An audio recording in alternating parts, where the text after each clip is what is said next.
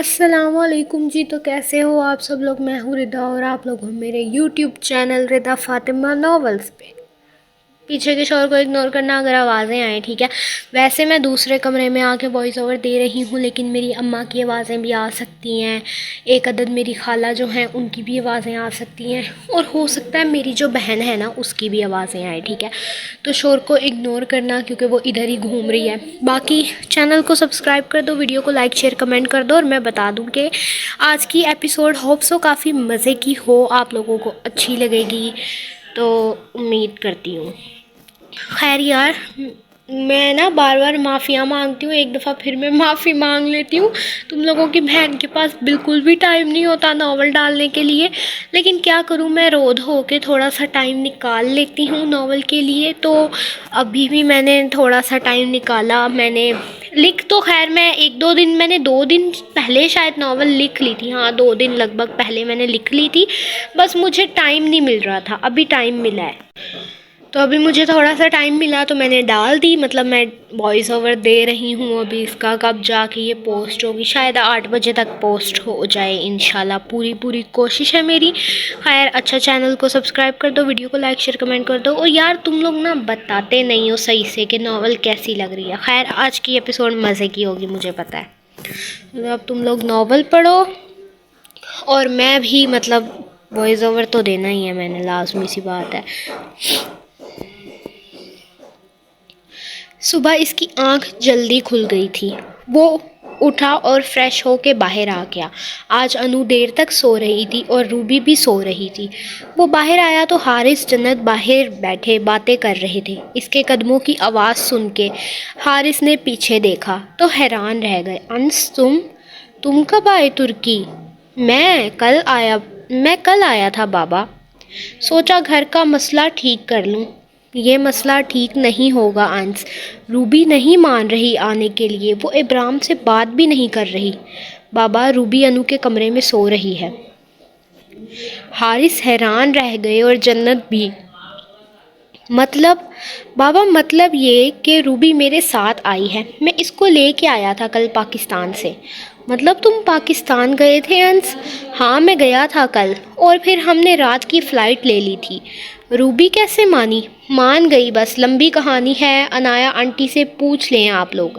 اچھا مجھے کافی بنا دیں ذرا۔ جنت اٹھ کے کچن میں چلی گئی، اور حارث کے چہرے پہ خوشگوار حیرت ابھی تک ویسے ہی تھی۔ ماحول ایک دم سے ہلکا ہو گیا تھا، اور انس حارث کے پاس بیٹھ گیا۔ جنت کافی لے آئی تھی، وہ کافی پینے لگا۔ انو کی آنکھ کھلی تو ساتھ میں روبی سو رہی تھی۔ انو کو لگا خواب دیکھ رہی ہے، اس نے بے ساختہ چیخ ماری تھی، روبی! اس کی چیخ سے روبی کی نیند کھلی اور وہ ہڑبڑا کر اٹھ گئی۔ کیا ہو گیا ہے؟ تو کب آئی؟ رات کو آئی تھی میں۔ اچھا اکیلی آ گئی؟ کیسے آ گئی؟ خیال کیسے آ گیا تایا کا؟ انس کے ساتھ ابھی وہ بول ہی رہی تھی جب انس کمرے میں داخل ہوا انو کی چیخ سن کے۔ بھائی آپ! انو کو ایک اور جھٹکا لگا۔ انس لے کے آئے ہیں مجھے یہاں۔ ارے مطلب بھائی نے منایا تجھے؟ ہاں یہی سمجھ لے۔ دیکھ لے روبی، میرا بھائی کتنا سمجھدار ہے۔ یہ اتنا اونچا کیوں چیخی تم؟ اب سامنے کا منظر کچھ ایسا نظر آ رہا تھا کہ انو نے اروبا کے کندھے پہ اپنے بازوؤں کا حصار بنایا تھا، اس طرح کہ انو روبی کے ایک طرف بیٹھی تھی، اور اس کا ایک بازو روبی کے کندھے پر تھا اور دوسرا روبی کے ہاتھ میں۔ کچھ نہیں بھائی، ایسے ہی۔ اس کو دیکھ کر اتنی خوشی ہوئی تو چیخ نکل گئی۔ یہ اتنا چپک کیوں رہی ہو تم؟ روبی صاحبہ کے ساتھ دور ہو کر بیٹھو۔ کیوں بھائی، جلن ہو رہی ہے آپ کو؟ میرا دماغ خراب ہے جو مجھے جلن ہوگی۔ انس انو کو گھورتا ہوا باہر چلا گیا، اور روبی کی سمجھ میں نہیں آئی کہ یہ کیا حرکت تھی جو انس قریشی کر کے گیا تھا۔ انو بھی بنا فریش ہوئے انس کے پیچھے بھاگی تھی، اور روبی فریش ہونے چلی گئی۔ پھر وہ باہر آئی، حجاب کیا اور پھر باہر آ گئی۔ پہلے سب سے ملی اور پھر سب کے ساتھ ہی ابرام کے کمرے میں آ گئی۔ ابرام شاید سو رہے تھے۔ بابا! اس نے آواز دی تو ابرام نے بے ساختہ آنکھیں کھولی تھی، اور پھر ان کی آنکھوں سے آنسو گرنے لگے۔ روبی! ابرام نے اٹھنے کی کوشش کی تو حارث نے ابرام کے پیچھے تکیے کی ٹیک بنائی۔ وہ بیٹھے تو روبی روتے ہوئے بولی، آپ نے کہا تھا جب مجھے لگے کہ آپ میرے بابا ہیں تو میں آ جاؤں۔ بابا مجھے معاف کر دیں، آپ ہی میرے بابا ہیں اور نور ماما میری ماں۔ ابرام نے روبی کو سینے سے لگایا اور پھر رونے لگے۔ میں نہیں رہ سکتا تمہارے بنا، تم مجھے چھوڑ کے کیسے چلی گئی تھی روبی؟ میرا خیال نہیں آیا تمہیں؟ میرا کوئی نہیں ہے تمہارے بنا۔ بابا اب کبھی نہیں جاؤں گی، ہمیشہ ساتھ رہوں گی۔ انس بس دروازے میں کھڑا دیکھ رہا تھا، پھر بولا، تایا جان جلدی ٹھیک ہوں، کل ایک فلم دکھانی ہے آپ کو، بہت مزے کی۔ انس تمہیں فلم کی پڑی ہے؟ جنت بولی تو انس بول پڑا، ماما آپ بھی دیکھتی رہ جائیں گی، بس دیکھتی جائیں تماشا، جس کا ڈائریکٹر میں ہوں گا۔ انس قریشی۔ کسی کو سمجھ نہیں آئی وہ کیا کہہ رہا تھا۔ پھر روبی ابرام سے باتیں کرنے لگی، بابا آپ کے بنا دل نہیں لگ رہا تھا کچھ بھی کرنے کو۔ اور ابرام تو انتہا کے خوش تھے کہ روبی واپس آ گئی۔ ابرام تایا اب تو بتائے روبی کو کیسے اپنی بیٹی بنایا تھا آپ نے؟ انو بول پڑی تو ابرام نے حارث کو دیکھا۔ حارث نے اس بات میں سر ہلایا، چلو میں تمہیں سب کچھ بتا دیتا ہوں۔ میں ابرام سکندر، میر سکندر کا بیٹا۔ یہ کسی کے جنازے کا منظر تھا۔ کوئی لڑکا سامنے بیٹھا رو رہا تھا، 16-17 سالہ لڑکا۔ یہ اس کی ہی ماں کا جنازہ تھا، سفید چادر میں لپٹا چہرہ، اور پاس میں اس کا باپ کھڑا تھا۔ ابرام رو نہیں بیٹا، دور ہو جائیں آپ مجھ سے، آپ کی سیاست نے مجھ سے میری ماں چھین لی ہے، نفرت ہے مجھے آپ سے میر سکندر۔ لیکن میں نے کیا کیا ہے اور یہ کس طرح بات کر رہے ہو تم باپ سے؟ میں باپ ہوں تمہارا؟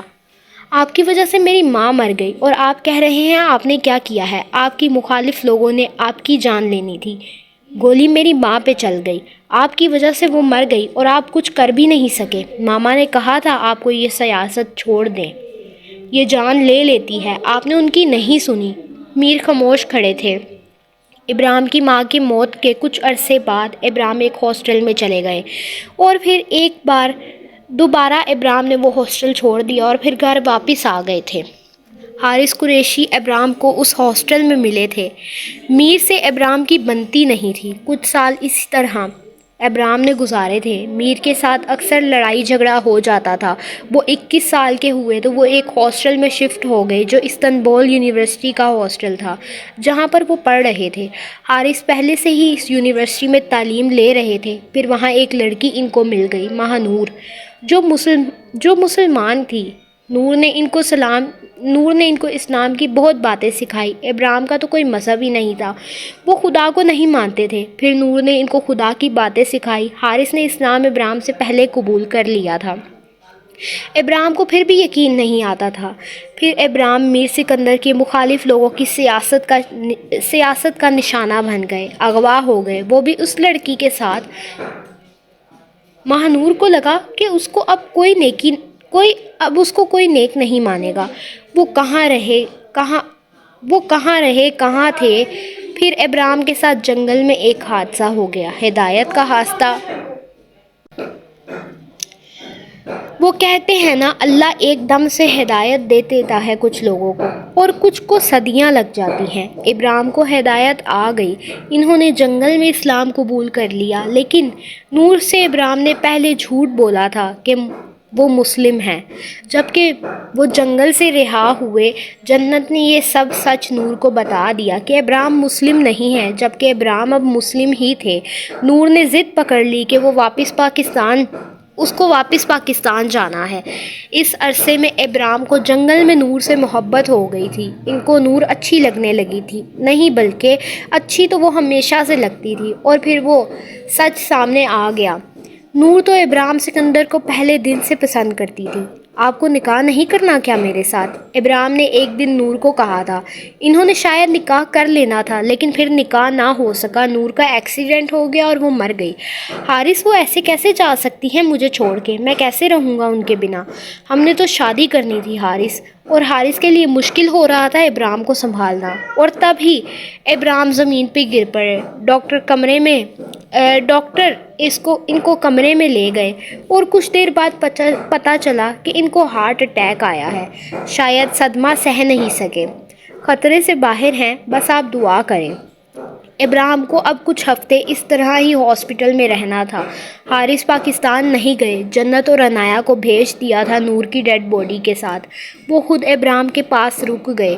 ابرام کو جب ہوش آیا تو نور کو مرے ہوئے 2 دن گزر گئے تھے۔ ڈاکٹر ان کو نیند کے انجیکشن لگا رہے تھے تاکہ وہ جاگے نہ، نہیں تو وہ پھر صدمہ لیتے اور ان کی طبیعت خراب ہوتی۔ ابرام کو ہوش آتا تو سب سے پہلا سوال حارث سے یہی تھا، نور کیسی ہے اب؟ ابرام، نور مر گئی ہے۔ نہیں حارث، وہ نہیں مری، وہ زندہ ہے، یہ کیا کہہ رہے ہو تم؟ ابرام، نور مر گئی ہے، حارث کہہ رہے تھے۔ ڈاکٹر جب بولے، آپ ان کو ایسا کچھ نہ کہیں حارث صاحب، وہ ابھی تک نور کی موت کے صدمے سے باہر نہیں آ سکے، ان کو لگتا ہے نور زندہ ہے، وہ جو کہہ رہے ہیں ان کی ہاں میں ہاں ملائیں آپ۔ لیکن کب تک ایسا رہے گا ڈاکٹر؟ کچھ نہیں کہا جا سکتا حارث صاحب، لیکن جب وہ آہستہ آہستہ یقین کر لیں گے کہ نور مر گئی ہیں تو ٹھیک ہونے لگیں گے۔ ٹھیک ہے ڈاکٹر۔ 2 ہفتے بعد ابرام کو ہاسپٹل سے ڈسچارج کر دیا گیا تھا۔ وہ گھر آ گئے، حارث کے گھر، جو بسمل نے حارث کو دیا تھا۔ ابرام کی حالت ٹھیک ہونے میں وقت لگا تھا، ورنہ وہ ٹیبل پہ بیٹھے ہوتے اور باتیں کر رہے ہوتے اکیلے، جیسے نور ان کے سامنے بیٹھی ہو۔ آپ کچھ اور نہیں بتائیں گی مجھے اسلام کے بارے میں؟ اچھا، صحیح، جی میں سن رہا ہوں۔ اچھا، ہاں۔ حارث یہ دیکھ کے پریشان تھے، اور پھر آہستہ آہستہ ابرام ٹھیک ہونے لگے۔ ابرام کو جیسے تیسے حارث نے یقین دلایا تھا کہ نور مر گئی ہے۔ نور کی موت کے کچھ عرصے بعد حارث کی شادی ہو گئی جنت سے۔ جنت کے گھر والوں کو حارث سلجھا ہوا لڑکا لگا تھا۔ جب حارث پاکستان گیا تھا نور اور اس کے دوستوں کے گھر، پھر انہوں نے جنت کی شادی جلدی کر دی تھی۔ جنت کے گھر والے ویسے ہی نور کی موت کی وجہ سے بہت صدمے میں تھے۔ جوان لڑکی کا اس طرح مر جانا بہت بڑا دکھ ہوتا ہے۔ حارث بھی مان گئے تھے، ہاں البتہ وہ نور سے محبت کرتے تھے، لیکن نور مر گئی تھی، اور اب جنت نے جس طرح حارث کا خیال رکھا تھا، حارث کو جنت سے محبت ہو گئی تھی۔ جنت کی شادی کے کچھ عرصے بعد انس پیدا ہو گیا، البتہ عنایا کی شادی بھی جنت کے شادی کے کچھ عرصے بعد ولی سے ہو گئی۔ ولی عنایا کو جانتے تھے اور کہیں نہ کہیں پسند بھی کرتے تھے۔ وہ اکثر جب پاکستان میں نور کو کالج سے لینے جاتے تو عنایا سے ہلکی پھلکی بات چیت ہو جاتی تھی۔ نور تو مر گئی تھی، جانے والی چلی گئی تھی، لیکن کسی کے مرنے سے زندگی رک تو نہیں جاتی نا۔ ان سب کی بھی زندگی جیسے تیسے چل رہی تھی، جبکہ عنایا کو ترکی میں اب پڑھنے کا کوئی شوق نہیں تھا۔ اس نے اپنی دوست کھوئی تھی یہاں پہ۔ ابرام نے شادی نہیں کی تھی اور یہ بات راز تھی۔ ابرام ایک دن حارث کے ساتھ ڈاکٹر کے پاس گئے تھے۔ طبیعت کچھ خراب تھی، بھری جوانی میں ہارٹ اٹیک جو ہو گیا تھا۔ چیک اپ کے بعد ابرام ہاسپٹل کے کوریڈور میں سے گزر رہے تھے جب کسی شور کی آواز آئی۔ کمرے کا دروازہ کھلا، سیدھ میں کسی بچے کے رونے کی آوازیں آ رہی تھی اور کوئی مرد چلا رہا تھا، مجھے بیٹی نہیں چاہیے تھی لیکن یہ منحوس پیدا ہو گئی، مجھے بیٹا چاہیے تھا، اس کو یا تو جان سے مار دوں گا یا یہیں اس کو چھوڑ دو، وہ اپنی بیوی کو کہہ رہا تھا۔ ابرام اندر کمرے میں چلے گئے، حارث بھی ساتھ ہی آ گئے۔ کون ہو تم؟ اس آدمی نے ابرام کو دیکھتے ہوئے بولا تھا۔ مجھے یہ بچی اڈاپٹ کرنی ہے، مجھے دے دو۔ ابرام نے اس بچی کو دیکھا، بے پناہ معصوم چہرہ، کانچ سی آنکھیں۔ ابرام سے رہا نہیں گیا۔ لیکن ہم کیوں دیں تمہیں؟ میں تمہیں رقم دے دیتا ہوں، بتاؤ کتنی چاہیے، میں ساری کاغذی کارروائی خود کروا لوں گا۔ حارث کو سمجھ نہیں آ رہی تھی وہ کیا کر رہا تھا، اور پیسوں کی لالچ میں وہ آدمی مان گیا۔ حارث کو حیرانگی اس بات پہ ہوئی تھی کہ وہ عورت بھی کچھ نہیں بولی اپنی پہلے دن کی بچی کے لیے، اور پھر ابرام اس بچی کو اپنے ساتھ گھر لے آئے۔ ابرام نے نئی ریئل اسٹیٹ کمپنی شروع کی تھی، چھوٹی سی کمپنی تھی۔ اس وقت بچہ اڈاپٹ کرنے کی کاغذی کارروائی بھی اتنی خاص نہیں تھی۔ آرام سے ابرام نے عروبہ کو گود لے لیا تھا۔ پھر ابرام سکندر کے گھر میں روبی کا رونا ہنسنا کھیلنا۔ ابرام روبی کے دھیان میں مگن ہو گئے تھے، سارے غم ختم ہو گئے تھے۔ ایک دن حارث اپنے چھوٹے سے 1 سالہ انس کو لیے جنت کے ساتھ آئے تھے۔ ابرام ہم کہہ رہے تھے جب کبھی روبی بولے گی اس کی ماں کون تھی تو کیا کہو گے تم کہ اس کی ماں کون تھی؟ ابرام لاجواب ہو گئے تو حارث نے کہا، ابرام روبی کی ماں نور تھی۔ ابرام کے پاؤں سے زمین نکل گئی۔ کیا بکواس کر رہے ہو حارث؟ ابرام تم روبی کو یہی بتاؤ گے جب وہ بڑی ہو جائے گی۔ حارث یہ غلط ہے، میں نور کی نظر میں گناہ گار کیوں بنوں ایک اور جھوٹ بول کے؟ تو ٹھیک ہے ابرام، روبی جب پوچھے گی تو بتا دینا کہ اس کی ماں نے اس کو چھوڑ دیا۔ ابرام خاموش ہو گئے۔ کوئی راستہ نہیں ہے ابرام اس کے علاوہ؟ میں نے نور کے گھر والوں سے بات کی تھی، انہوں نے اعتراض بہت کیا لیکن آخر پہ وہ مان گئے کہ اگر کسی بچی کی زندگی سنور جاتی ہے تو یہی ٹھیک ہے۔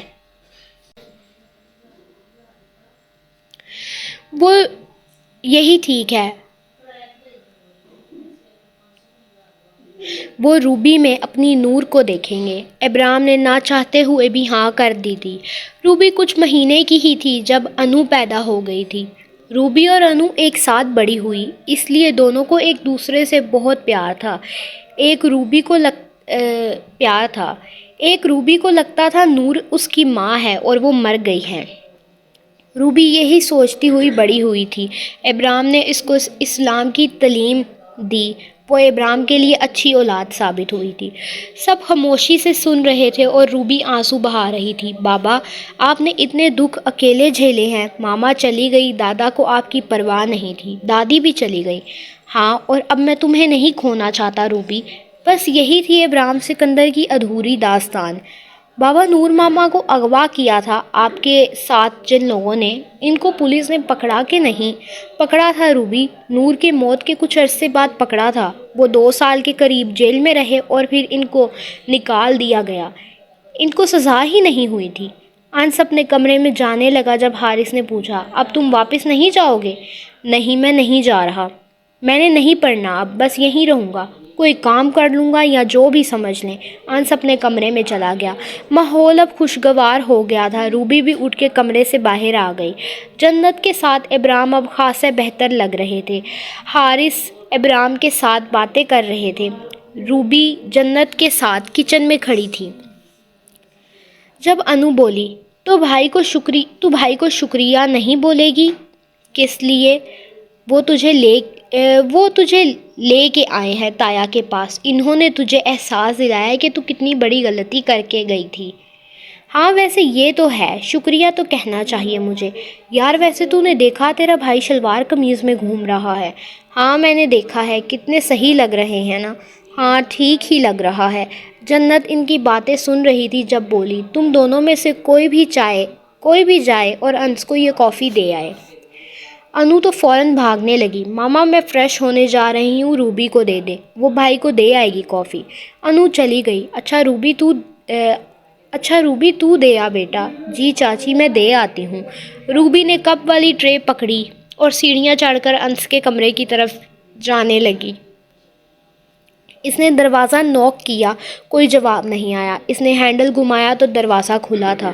وہ کمرے میں آ گئی تو کمرے میں انس نہیں تھا، وہ واش روم میں تھا۔ روبی کپ رکھ کے جانے لگی جب واش روم کا دروازہ کھلا اور وہ اپنے بال تولیے سے سکھاتا ہوا باہر نکلا اور اس کو اپنے کمرے میں دیکھ کے ٹھٹک گیا۔ تم کیا کر رہی ہو میرے کمرے میں؟ پھر تھپڑ مارنے آئی ہو اب؟ نہیں، وہ میں کافی دینے آئی تھی، چاچی نے کہا تھا۔ روبی نے ٹیبل پر پڑے کپ کی طرف اشارہ کیا۔ اچھا صحیح، تو انو کو بھیج دیتی، وہ فریش ہونے چلی گئی تھی۔ انس ابھی ٹراؤزر شرٹ میں تھا، شلوار قمیض اتار دی تھی۔ آپ نے کپڑے بدل لیے؟ ہاں، میں ٹراؤزر شرٹ میں ایزی محسوس کر رہا ہوں، شلوار قمیض پہننے کی عادت نہیں ہے نا، اب وقت لگے گا عادت پڑنے میں۔ روبی نے ہاں میں گردن ہلا دی۔ کیا کر رہی ہو؟ اب جاؤ نا۔ انس روبی کو گھور کے بولا تو روبی کو تو مانو جیسے دماغ خراب ہو گیا۔ یہ آنکھیں کس کو دکھا رہے ہیں؟ تمہارے علاوہ یہاں کوئی ہے روبی صاحبہ؟ نہیں، مطلب آنکھیں نیچے کر کے بات کریں۔ کہاں رکھوں، زمین پہ؟ انس بھی ڈھیٹ تھا۔ میرا مطلب ہے گھور کے نہ دیکھیں مجھے، آپ کی آنکھیں نوچ لوں گی میں۔ کیوں، تم بلی ہو؟ اور روبی اب بس دانت کچکچا کے رہ گئی اور انس ڈریسنگ کے سامنے کھڑا اپنی چین اٹھا کے پہن رہا تھا۔ شرٹ کی آدھی آستینیں تھیں جس کی وجہ سے اس کا ٹیٹو نمایاں تھا۔ روبی کو دیکھ کے چڑ ہوئی لیکن خاموش رہی۔ یار میرا منہ کیا دیکھ رہی ہو؟ اتنا حسین ہو گیا ہوں کیا میں؟ انس نے خود کو شیشے میں دیکھا۔ جانے لگی ہوں؟ ہاں تو جاؤ۔ انس نے ہاتھوں میں کنگھی پکڑے ہاتھ سے ایسے اشارہ کیا جیسے کہہ رہا ہو دفان ہو جاؤ۔ میں بس آپ کو شکریہ کہنے آئی تھی۔ انس کا کنگھی کرتا ہاتھ رک گیا۔ وہ اس کی طرف گھوما۔ کیا کہا؟ پھر بولو، آواز نہیں آ رہی۔ میں نے کہا میں شکریہ کہنے آئی ہوں۔ اچھا تو کہو۔ انس سینے پہ اپنے کسرتی بازو باندھے اب اس کو دیکھ رہا تھا۔ وہ آپ کا شکریہ۔ ارے کہہ دیا، چلو اب جاؤ۔ اس کو سمجھ نہیں آ رہی تھی انس کا دماغ خراب ہو گیا تھا یا وہ ابھی تک نیند میں تھا۔ انس آپ کو بولنا چاہیے تھا کہ شکریہ کی کوئی ضرورت نہیں ہے۔ میں کیوں بولوں؟ میں نے تمہاری اتنی مدد کی ہے، شکریہ تو بنتا تھا مجھے۔ اب جاؤ روبی۔ اور روبی کمرے سے چلی گئی اور انس واپس کنگھی کرتا بڑبڑانے لگا۔ پاگل لڑکی، کبھی کمرے میں آ کے تھپڑ مارتی ہے اور کبھی شکریہ بولنے آتی ہے۔ پھر انس نے کافی پی۔ اس کو اب کہیں جانا تھا۔ وہ لاؤنج سے گزرا تو حارث بولے، کہاں جا رہے ہو اب تم؟ پاپا فلم دکھانی تھی نا آپ کو، بس آپ صبر کریں، تھوڑی دیر میں آتا ہوں میں، ایک بندر کے بچے کو لے کے۔ اگر ناول پسند آ گئی ہو تو چینل کو سبسکرائب کر دو۔ اچھا یار میں آپ لوگوں کو بتا دوں نا، پیچھے نا مطلب آپ لوگوں نے دیکھا ہوگا، اب میری آواز کھولو گے تو تم لوگوں کو پتہ چلے گا نا کہ میں کیا بڑبڑا رہی ہوں۔ خیر مجھے اتنا پتہ تم لوگوں نے میری آواز بند کی ہونی ہے۔ خیر میں پھر بھی بتا دیتی ہوں کہ پیچھے نا جو شور کی آوازیں آ رہی ہیں وہ کچن سے آ رہی ہیں، کیونکہ لازمی سی بات ہے وہ آوازیں تو آئیں گی۔ خیر اس سب کو اگنور کرنا۔ اور دوسری بات یہ کہ میں تم لوگوں کو ایک اور بات بتا دوں کہ نا یہ جو مطلب بیچ میں کافی ساری غلطیاں ہوئی ہیں، تم لوگوں نے دیکھا ہوگا، وہ یار میں نے بہت کوشش کرتی ہوں کہ میں غلطیاں نہ کیا کروں ناول کے اندر، لیکن پتہ نہیں کیوں یہ چنی منی غلطیاں جو ہے نا میری آنکھوں سے بچ کیسے جاتی ہیں مجھے نظر نہیں آتی۔ میں نے بہت کوشش کی تھی کہ میں اس دفعہ کوئی بھی غلطی نہیں کروں گی، اس دفعہ کے ایپیسوڈ میں صحیح سے لکھوں گی اور جلدی مطلب وہ پھر بھی جلدی کے چکر میں نا یہ غلطیاں ہو گئی ہیں، تو اب ان کو اگنور مارنا۔ اور ہوپ سو تم لوگ الفاظ سمجھ لو، اور جو الفاظ سمجھ نہیں آ رہے تو میرا سنگ کھول لینا تاکہ تم لوگوں کو پتہ چل جائے کہ وہ الفاظ کیا تھے۔ اوکے، باقی اللہ حافظ۔